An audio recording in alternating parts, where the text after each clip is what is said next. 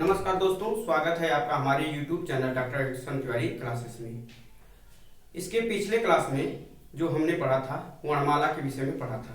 वर्णमाला के भाग 1 में हमने व्याकरण किसे करते हैं, भाषा किसे करते हैं, वर्णमाला किसे करते हैं, वर्णमाला में वर्णों की संख्या 52 होती है, कहाँ से 52 होती है, स्वर कितने होते हैं, व्यंजन कितने होते हैं, इन सबका अध्ययन किए थे। आज जो हम उसके आगे अध्ययन करेंगे स्पर्श संघर्षी व्यंजन, जो कभी काफी परीक्षाओं पूछता है। स्पर्श संघर्षी व्यंजन। स्पर्श संघर्षी व्यंजन की संख्या कितनी होती है, कौन कौन से होते हैं? होता है च, छ, ज, झ। ये जो 4 होते हैं स्पर्श संघर्षी व्यंजन इसे कहते हैं। अब स्पर्श संघर्षी व्यंजन इसे क्यों कहते हैं? स्पर्श संघर्षी व्यंजन इसलिए कहते हैं कि सबसे पहले तो यह स्पर्श व्यंजन के अंतर्गत आता है। हिंदी वर्णमाला में जो है स्पर्श व्यंजनों की संख्या 25 होती है, तो च वर्ग जो है स्पर्श व्यंजन में आता है, इसलिए तो यह स्पर्श हो गया। अब इसे स्पर्श संघर्षी व्यंजन क्यों कहते हैं? संघर्षी व्यंजन इसलिए कहते हैं कि इसका जब हम उच्चारण करते हैं तो ये एक रगड़ या घर्षण होता है, और जो वायु में होता है एक रगड़ या घर्षण के बाद होता है, इसलिए इसे संघर्षी व्यंजन कहते हैं। तो स्पर्श संघर्षी व्यंजन किसे कहते हैं? च, छ, ज, झ। संघर्षी व्यंजन, संघर्षी व्यंजन। अब संघर्षी व्यंजन किसे किसे किसे कहते हैं? तो संघर्षी व्यंजन के अंतर्गत कल बताया गया था स, श, स, ह, ये 4 जो होते हैं यह संघर्षी व्यंजन होते हैं। इन्हें उष्म व्यंजन भी कहते हैं, जो कि आपको कल बताया गया था। इसके बाद आता है आगत व्यंजन। आगत व्यंजन, आगत व्यंजन किसे कहते हैं? जो व्यंजन दूसरे भाषाओं से लिए जाते हैं उन्हें आगत व्यंजन कहते हैं। जैसे अरबी फारसी से जो शब्द या व्यंजन हिंदी भाषा में ले लिए गए उन्हें आगत व्यंजन कहते हैं। जैसे ज और फ, ज नीचे बिंदी होता है, फ। इसके बाद होता है अयोगवाह। अयोगवाह, अयोगवाह किसे कहते हैं? अयोगवाह वह व्यंजन या स्वर होते हैं, न तो अयोगवाह वे होते हैं जो न स्वर होते हैं न व्यंजन होते हैं, यानी कि उनका न स्वर में गणना होती है न व्यंजन में गणना होती है। कल बताया गया था आपको अनुसार और विसर्ग, ये दोनों जो होते हैं ये अयोगवाह होते हैं। किशोरी दास वाजपेयी ने कहा था कि यह न तो स्वर होते हैं और न तो व्यंजन होते हैं। अयोगवाह का अर्थ होता है जो योग न होते हुए भी साथ रहे, उसी को हम अयोगवाह कहते हैं। अभी क्यों इसे न स्वर कहते हैं न व्यंजन कहते हैं, उदाहरण से इसे समझ लेंगे। जैसे मान लीजिए कंपन, कंपन शब्द लिख दिए तो पहले आ गया क, फिर अ, तब अनुसार आया है। तो ये देखिए सदव क्या आता है? स्वर के बाद आता है। और व्यंजन क्या होता है कि व्यंजन जो है स्वर के पहले आता है, तो इसलिए न यह तो स्वर है और न ही व्यंजन है। जैसे अंगूर, अब अ के बाद जो है अनुसार आ रहा है, तो अनुसार या और विसर्ग जो होते हैं सदैव जो है स्वर के बाद आते हैं, इसलिए न तो स्वर है और न ही व्यंजन है। अब इसके बाद बचता है इसमें लुंठित या प्रकंपित व्यंजन किसे कहते हैं? लुंठित और प्रकंपित र को कहते हैं। लुंठित और प्रकंपित व्यंजन से तात्पर्य है कि जब हम इस व्यंजन का उच्चारण करते हैं तो हमारे जिह्वा जो है तेजी के साथ जो है कंपन करते हुए जो है उच्चारण स्थान को स्पर्श करती है, इसीलिए इसे हम क्या कहते हैं? लुंठित या प्रकंपित। व्यंजन कहते हैं। पार्श्विक व्यंजन,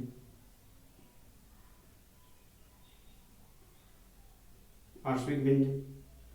पार्श्विक व्यंजन किसे कहते हैं?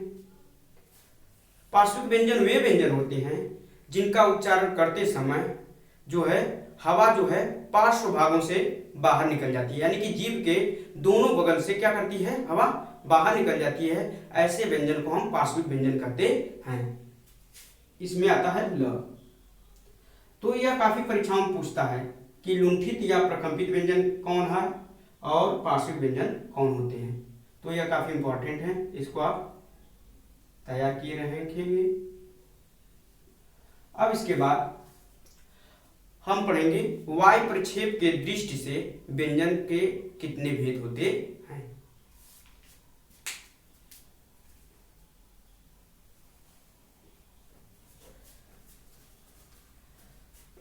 अब आगे देख लीजिए,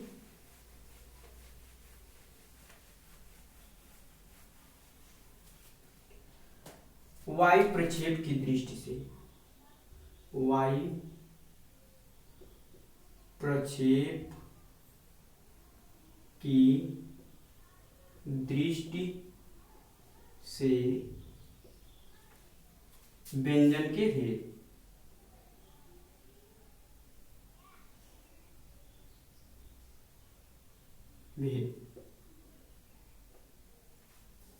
वायु प्रक्षेप की दृष्टि से व्यंजन को दो भागों में विभक्त किया गया। एक है अल्प प्राण, एक है महाप्राण। एक होता है इसमें अल्प प्राण और एक होता है महाप्राण। अल्प प्राण, महाप्राण। अब अल्प प्राण और महाप्राण की परिभाषा देखेंगे। अल्प प्राण किसे कहते हैं? वे वर्ण जिनके उच्चारण में मुख से जो श्वास जो है अल्प मात्रा में निकलती है और हकार जैसी ध्वनि नहीं होती, उसे हम अल्प प्राण व्यंजन कहते हैं। यानी कि वे वर्ण जिनके उच्चारण में हमारे मुख से जो है श्वास जो है अल्प मात्रा में निकलती है और हकार जैसी ध्वनि नहीं होती है, उसे हम अल्प प्राण व्यंजन कहते हैं। इसमें जो है प्रत्येक वर्ग का पहला, तीसरा और पांचवा वर्ण और अंतस्थ वर्ण होते हैं। इसमें कौन कौन आते हैं? प्रत्येक वर्ग का पहला, तीसरा, पांचवा वर्ण और प्लस अंतस्थ व्यंजन। अब अंतस्थ व्यंजन के अंतर्गत क्या आता है? आप कल पढ़े ही हैं, य, र, ल, व। यानी कि अल्प प्राण में प्रत्येक वर्ग का पहला, तीसरा, पांचवा वर्ण और अंतस्थ व्यंजन आते हैं। अब पहला, तीसरा, पांचवा वर्ण इसको देखेंगे। पहला क्या होता है? क, ग, न, च, ज, ञ, ट, ड, ड़, त, द, न, प, ब, म प्लस य, र, ल, व। इतना जो होते हैं यह अल्प प्राण व्यंजन माने जाते हैं। अल्प प्राण और महाप्राण, सबसे पहले हम महाप्राण की परिभाषा देखेंगे। महाप्राण उन वर्णों को कहते हैं जिनके उच्चारण में मुख से जो है श्वास जो है अधिक मात्रा में निकलती है या निःसृत होती है, उन्हें हम महाप्राण व्यंजन कहते हैं। इसमें जो है हकार जैसी ध्वनि होती है और इसमें जो है प्रत्येक वर्ग का दूसरा, चौथा और ऊष्म व्यंजन होते हैं। प्रत्येक वर्ग का पहला, दूसरा प्लस ऊष्म व्यंजन।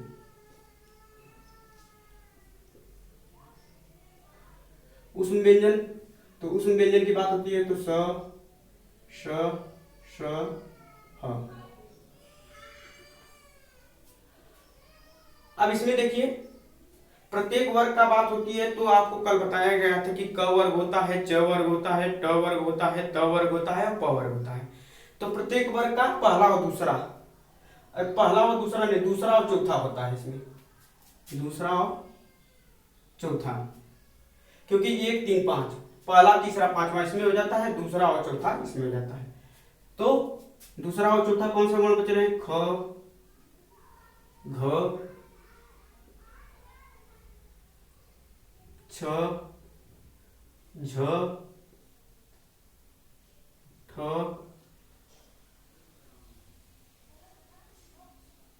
ध,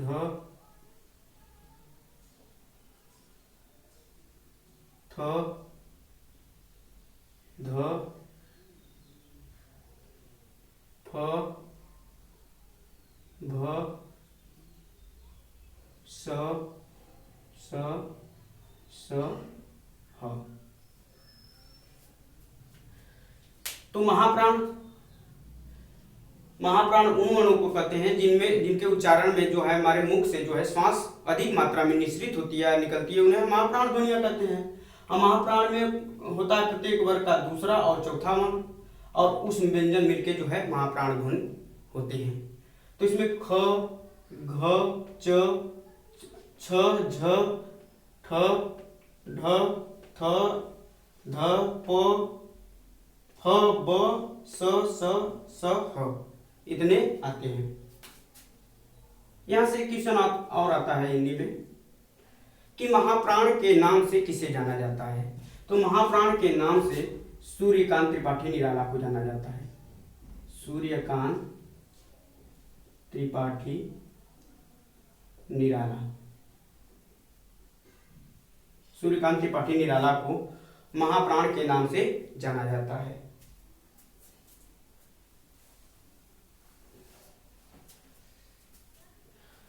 अब महाप्राण के नाम से इन्हें क्यों जाना जाता है सूर्यकांत त्रिपाठी निराला को? तो इसके विषय में दो बातें मिलती हैं।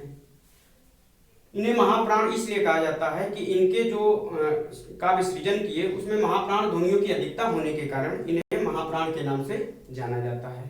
और दूसरा जो बात मिलती है कि यह जो है दुर्दश जीवन शक्ति के प्रतीक माने जाते हैं, क्योंकि इनकी पुत्री और पुत्र का निधन हो जाने के बाद भी साहित्य सृजन में ये लगे रहे और लगातार जो है कठोर जिजीविषा के साथ साहित्य में सृजन करते रहे, इसलिए इन्हें जो है महाप्राण कहा जाता है।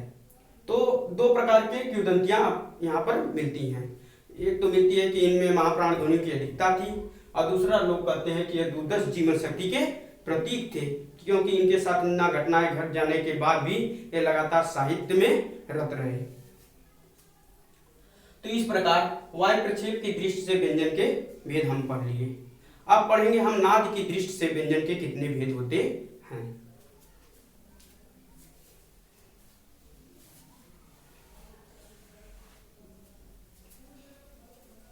अब इसको नोट कर लेंगे।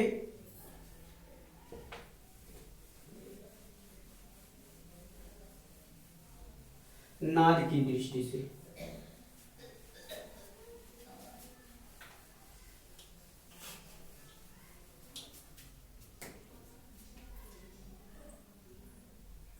नाद की दृष्टि से व्यंजन के दो भेद होते हैं।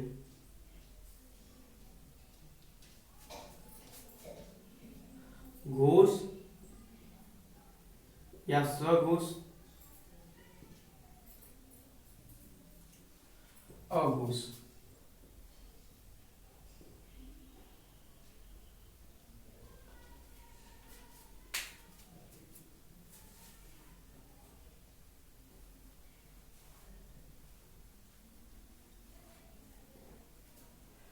घोष या सघोष या अघोष।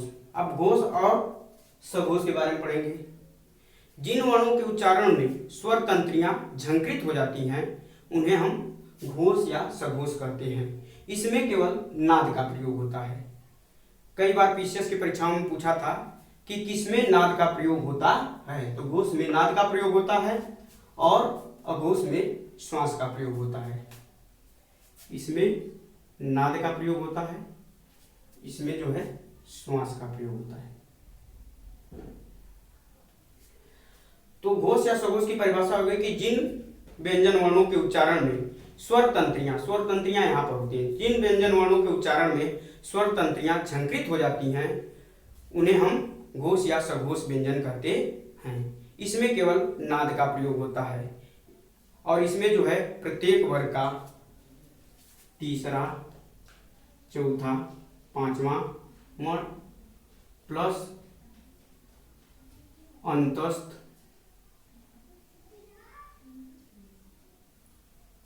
य, र, ल, व प्लस ह प्लस सारे स्वर।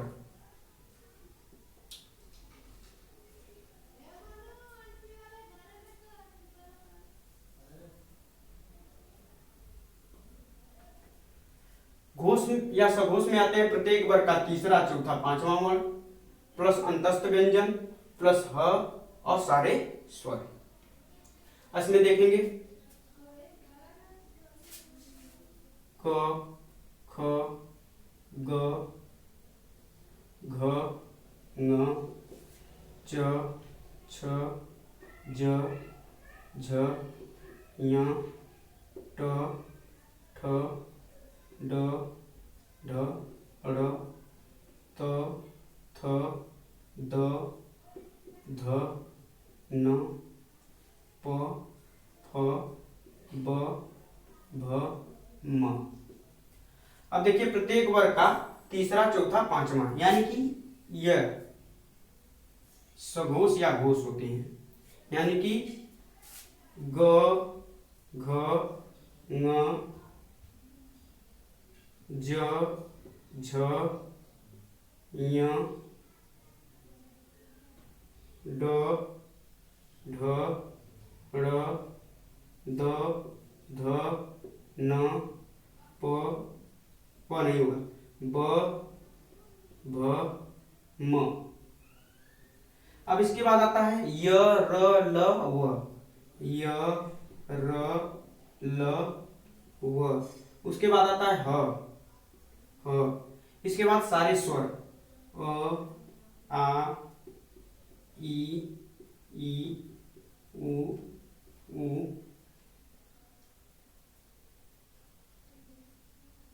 री, ए, आई, उ, आओ।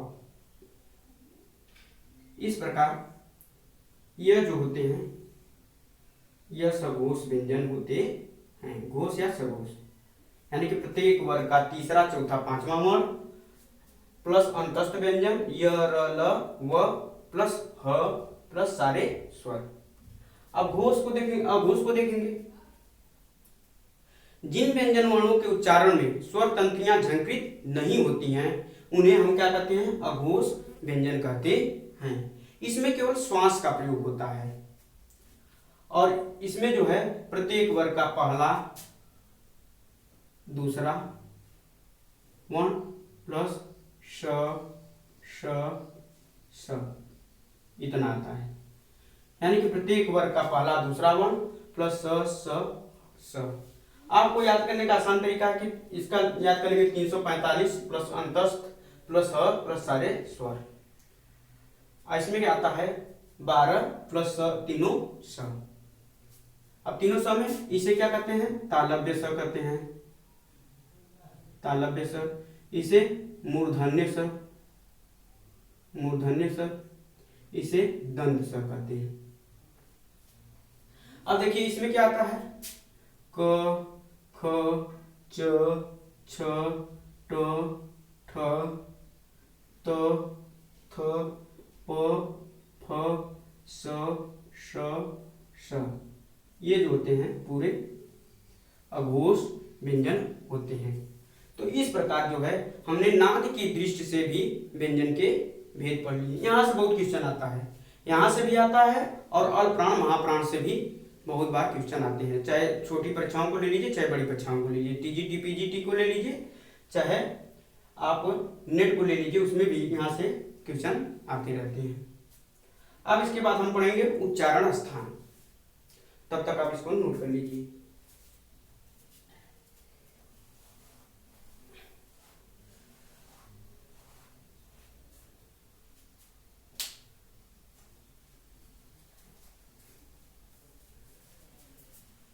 अब पढ़ेंगे उच्चारण स्थान।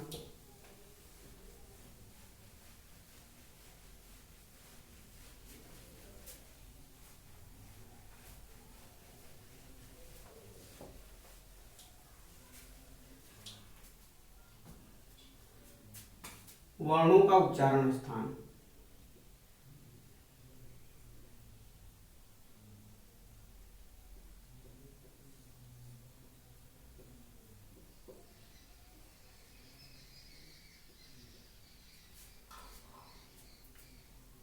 कोई भी वर्ण मुख के 6 भागों से बोला जाता है। उसमें 6 भाग कौन से हैं? नाक, कंठ, तालु, मूर्धा,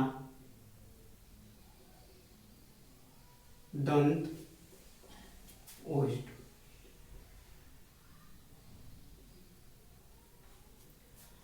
इन पांचों के परस्पर स्पर्श से ही किसी व्यंजन या वर्ण का हम उच्चारण कर सकते हैं। इन्हीं को हम क्या कहते हैं? उच्चारण स्थान। तो इस प्रकार जो है हमारे उच्चारण स्थान भिन्न भिन्न होते हैं और भिन्न भिन्न उच्चारण स्थान से भिन्न भिन्न वर्ण बोले जाते हैं। अब देखेंगे कौन कौन से वर्ण किस उच्चारण स्थान से बोले जाते हैं। पहले देखेंगे कंठ। कंठ से किन किन वर्णों का उच्चारण होता है? बहुत इंपॉर्टेंट टॉपिक है, यहां से बहुत बार परीक्षाओं में पूछा है। अ आ प्लस क वर्ग प्लस विसर्ग प्लस ह। ये जितने भी वर्ण हैं इनका कंठ से उच्चारण होता है। जैसे आ का उच्चारण किससे होता है? कंठ से होता है। क वर्ग में 5 वर्ण आते हैं, क ख ग घ ङ। इनका भी उच्चारण किससे होता है? कंठ से होता है। विसर्ग का उच्चारण भी कंठ से होता है। ह का भी उच्चारण कंठ से होता है। अब इसके बाद आता है तालु। तालु से किनका उच्चारण होता है? तो तालु से ई प्लस क वर्ग के बाद क्या आता है? च वर्ग। अब देखिए उच्चारण स्थान याद करने का एक और तरीका है, यहीं पर कंफ्यूजन होता है। सबसे पहले हम लिख लेंगे य र ल व श श श ह। अब देखिए इनको हम क्या कहते हैं? अंतस्थ व्यंजन कहते हैं। इसको क्या कहते हैं? ऊष्म व्यंजन कहते हैं।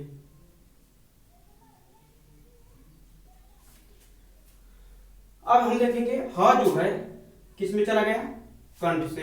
ह का उच्चारण कहां से होता है? कंठ से होता है। वह का उच्चारण दंतोष्ठ होता है। यह जो होता है दंतोष्ठ, दांत और ओठ के परस्पर स्पर्श से होता है। तो इसको निकाल दीजिए। अब इसके बाद जो बच रहे हैं सीरियल वाइज हम रखते जाएंगे। पहले कंठ वाले में नहीं लिखेंगे, तालु से शुरू करेंगे। इसको तालु वाले में रख लेंगे तो हो जाएगा य और स। यानी कि तालु से जिसका उच्चारण होता है वो है ई हो गया, दीर्घ ई हो गया, च वर्ग च छ ज झ य, य और स। इसीलिए इसे हम क्या कहते हैं? तालव्य स कहते हैं। तो इस प्रकार जो है तालु से किनका उच्चारण होता है यह बता दिया गया आपको। तालु के बाद आता है मूर्धा।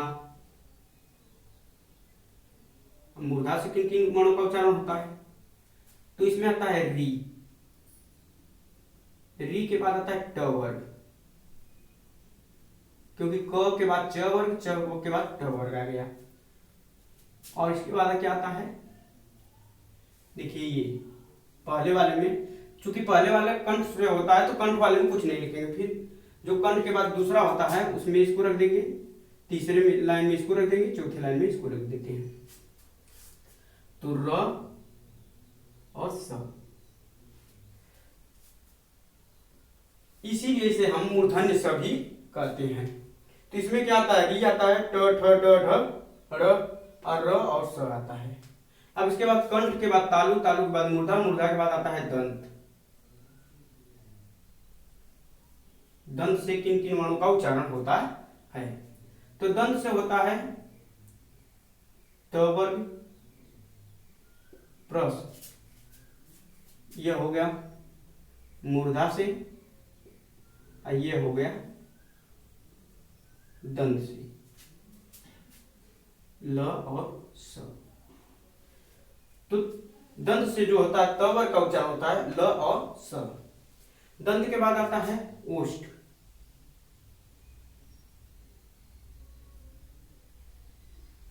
ओष्ठ से कौन किन किन वर्णों का उच्चारण होता है?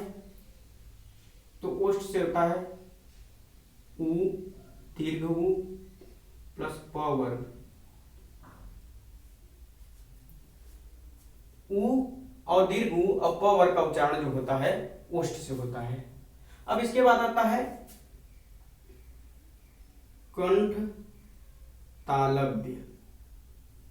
कंठ तालव्य, कंठ और तालु के माध्यम से किन वर्णों का उच्चारण होता है? तो आता है इसमें ए, आई। सबसे पहले हम इसको समझेंगे कि कंठ और तालव्य से ए और आय का उच्चारण कैसे होता है। तो सबसे आसान तरीका है कि हमने जब वर्णमाला शुरू में पढ़ा है तो जब आपको संयुक्त स्वर बताए थे तो संयुक्त स्वर में बताया थे कि ए और आय किससे मिलकर बने हुए हैं। तो पहले ए को देखेंगे, अ प्लस ई से बना था, और यह जो बना था अ प्लस ए से बना था। अब देखिए अ का उच्चारण स्थान क्या है? कंठ है। अ का उच्चारण स्थान कंठ, और ई का उच्चारण स्थान क्या है? तालु। इसलिए इसे हम क्या कहते हैं? कंठ तालव्य, यानी कि कंठ और तालु की सहायता से कौन से वर्ण बोले जाते हैं? ए। और इसी प्रकार आय भी बोला जाएगा, क्योंकि अ में आय जो ए जोड़ने पर ही आय का निर्माण होता है।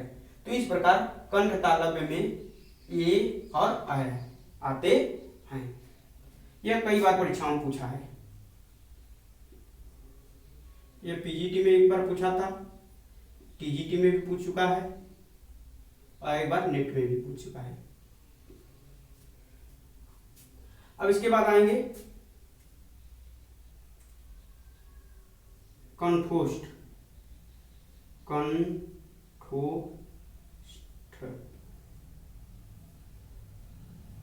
कंठोष्ठ ओ आता है और अ आता है। कंठोष्ठ में क्या आते हैं? ओ आता है और अ आता है। यह भी बताया गया था जब आपको संयुक्त स्वर को बताया गया था कि संयुक्त स्वर जो होते हैं दो भिन्न प्रकृति के स्वरों के मेल से बनते हैं। तो इसका जो यह किससे बना है? किन दो स्वरों से बना है? अ प्लस उ से बना है। यह जो है अ प्लस उ से बना है। अ प्लस उ से बना, अ प्लस उ से। अब इसमें देखेंगे अ किससे? अ का उच्चारण क्या होता है? कंठ से होता है। और उ का उच्चारण किससे होता है? ओष्ठ से होता है। इसीलिए हम इसे कंठोष्ठ वर्ण कहते हैं। और इसी प्रकार अ हो गया, अ प्लस उ से बना, तो इसका भी उच्चारण कंठोष्ठ से होगा। इसमें एक और बच रहा है दंतोष्ठ। दंतोष्ठ, दंतोष्ठ से उच्चारण किसका होता है? व का। यहाँ है, इसको हम पहले ही बता दिए थे कि व का उच्चारण किससे होता है? दांत और ओठ के परस्पर स्पर्श। जब भी इसका उच्चारण हम करते हैं तो हमारी जीवा जो है दांत को स्पर्श करती है और दोनों ओठ आपस में क्या करते हैं? मिल जाते हैं। इसीलिए इसे हम क्या कहते हैं? दंतोष्ठ कहते हैं। यह टेट में पूछा था, टेट 2014 में। और यह प्रश्न जो है राजस्थान पब्लिक सर्विस कमीशन की परीक्षाओं में पूछा था। तो इस प्रकार जो है आज जो हम पढ़े हैं वायु प्रक्षेप की दृष्टि से जो है व्यंजन के कितने भेद होते हैं, नाद की दृष्टि से व्यंजन के कितने भेद होते हैं, और वर्णमाला में वर्णों का उच्चारण स्थान। तो यहाँ से बहुत क्वेश्चन आते हैं। तो इतनी चीजें पढ़ लिए, शेष जो हम पढ़ेंगे अब अगले वीडियो में। आज बस इतना ही, धन्यवाद।